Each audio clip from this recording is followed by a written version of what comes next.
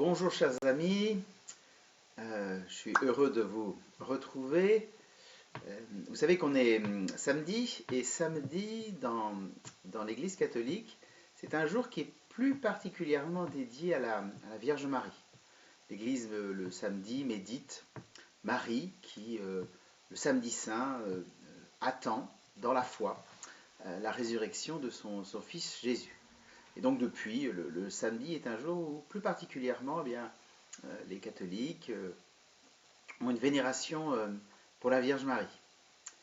Je vous ai parlé il y a quelque temps de Saint Joseph, son époux. La Vierge Marie, c'est vraiment la grande personnalité spirituelle de la vie chrétienne. Elle est pour nous l'exemple de ce qu'est concrètement un disciple du Christ. C'est intéressant de voir que nous est donné comme exemple de vie chrétienne pleine et entière, non pas un évêque, un ermite, un moine, un fondateur d'ordre religieux, homme ou femme pour le coup. Il nous est donné comme modèle de la vie chrétienne une mère de famille, une épouse, une femme simple, dont finalement on ne sait pas grand-chose de sa vie, puisque sa vie ressemblait à nos vies que nous connaissons bien, nos vies toutes simples et toutes tranquilles, mais une vie vécue intérieurement, une vie vécue profondément inspirée par l'amour de Dieu. Et ainsi Marie, pour les chrétiens, à la fois un modèle et une inspiratrice, et aussi une mère aimante, une mère attentive, qui nous aide à avancer sur le chemin de la vie chrétienne. Alors en regardant sur Internet, j'ai vu que sur les référencements de la paroisse, quelquefois il y avait des questions, et il y avait des questions qui revenaient un peu sur la sonnerie des cloches, parce que les gens ne comprenaient pas très bien la séquence un peu étonnante de sonnerie des cloches qui a lieu en semaine en tout cas, à 8h, à midi, à 20h. Alors peut-être que certains savent, peut-être que certains ne savent pas. Cette sonnerie-là, en fait, c'est la prière de l'Angélus. Là aussi, la vie chrétienne est marquée par la prière. Alors il y a la grande prière des moines, la prière des prêtres, voilà, ou des consacrés. Voilà, c'est 5 temps de prière tout au long de la journée. Mais d'une certaine manière, pour les gens qui vivent dans le monde, qui ont des activités, la prière de l'Angélus, c'est une façon de rythmer notre vie chrétienne. À 3 instants, voilà, ce qui structure au début de la journée de travail, au milieu et à la fin. Une prière où on entend les cloches sonner 3 fois, puis de nouveau 3 fois, puis de nouveau 3 fois, et ensuite il y a un grand carillon qui annonce qu'en fait il est là pour conclure la prière. Et il y a une petite prière en même temps qu'on peut réciter pendant qu'on a ainsi ces sonneries des cloches. Peut-être que certains la connaissent, d'autres ne la connaissent pas forcément. C'est la prière de l'Angélus, voilà, qui commence par l'ange du Seigneur apporta l'annonce à Marie, et elle a conçu du Saint-Esprit. Puis là, on peut réciter le Je vous salue Marie. Puis ensuite, on entend une deuxième fois les trois petits coups de cloche. Voici la servante du Seigneur, qu'il me soit fait selon ta parole. Et là aussi, on récite le Je vous salue Marie.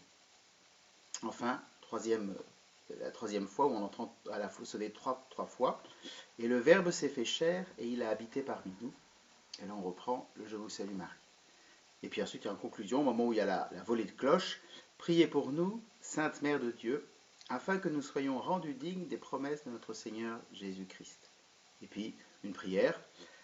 Prions que ta grâce, Seigneur, se répande dans nos cœurs.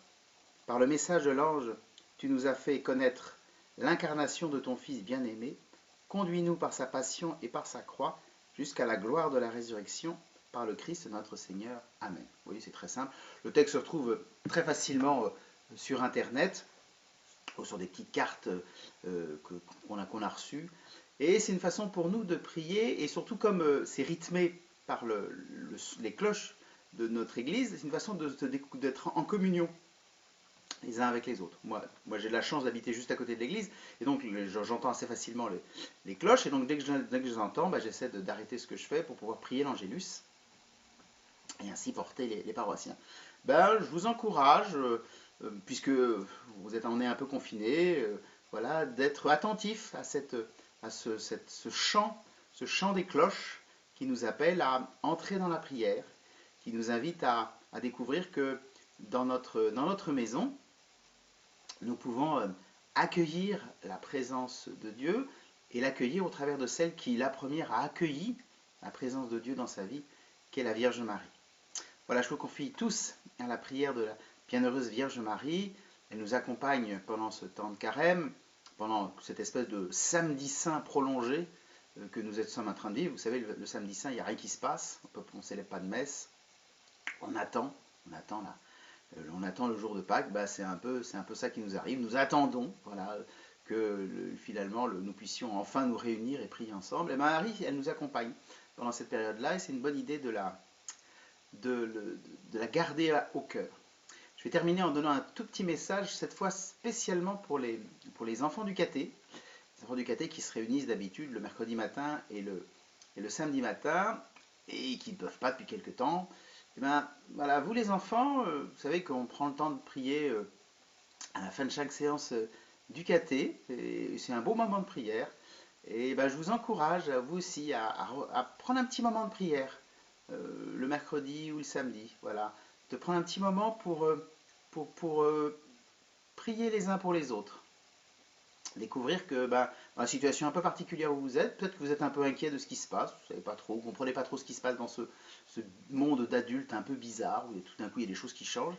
Voilà, ayez confiance, découvrez comment Dieu, comment Jésus, Marie, Joseph sont là près de vous pour vous aider à vivre une vie chrétienne en famille, dans la famille, voilà, là avec vos frères et sœurs, avec vos parents, vos grands-parents, vos amis, voilà, de pouvoir justement découvrir que le Seigneur vient être celui qui veut vivre au cœur même de nos familles.